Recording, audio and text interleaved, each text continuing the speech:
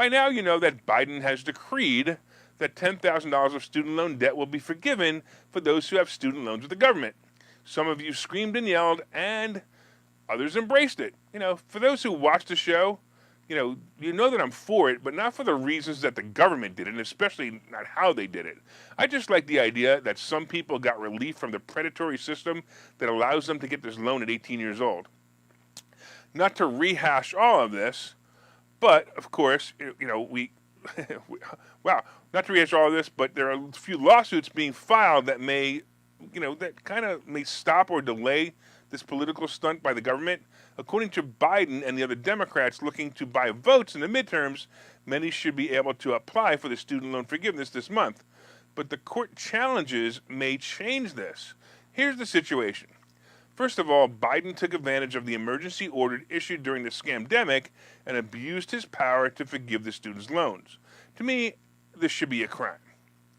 But hey, then again, if his kid can get away with stealing, embezzlement, drug use, drug dealing, child pornography, and other crimes, I guess the minor crime of stealing from the cookie jar known as the Treasury is still a pretty minor crime. So now we have the student loan forgiveness according to law.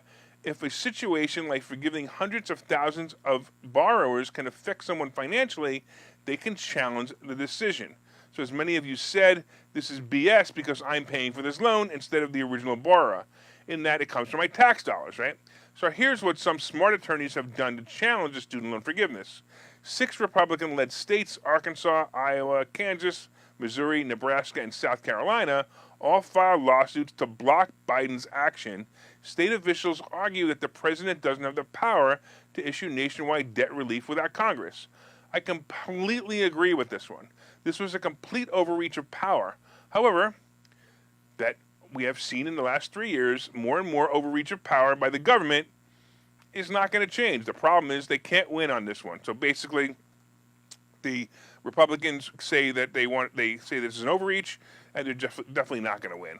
All right, to forgive students' loan, it also needs to be an act of Congress, not a declaration by the dictator. But because of his emergency powers, the dictator will get away with it. Here's the second part of the lawsuit that may do some damage to Biden's plan. The officials are also claiming that this policy would harm private companies that service some of the federal student loans by reducing their business. If it can be proven true, then they would need to go through Congress, or the president would have to use another legal order to make the service companies whole again. So there's another challenge over taxes. Because these loans are being forgiven tax-free, the attorneys are arguing that the tax burden is being shifted to the taxpayer, as we said earlier. Like, I know you're all on the edge of your seats right now saying, the student loan forgiveness will never happen because of these lawsuits. Well, the reality is these lawsuits are kind of weak. The attorneys would have to prove that the actual damage in actual figures. The problem is that they won't be able to do this. They can't quantify the actual damages, and the damages are appearing to be pure speculation. But here's the only good news that might happen from this lawsuit. The student loan forgiveness may be delayed about a month or two, and that would make the bribe to try to keep the Democrats in power a little less effective. On the other hand, a challenge like this could also extend the student loan payment pause that's been in effect for 3 years. We'd think that now that Biden, who officially declared that COVID is over in an interview, he would end the emergency powers that have been enacted, right? But once the dictator has a taste of power, they won't give it up so easily.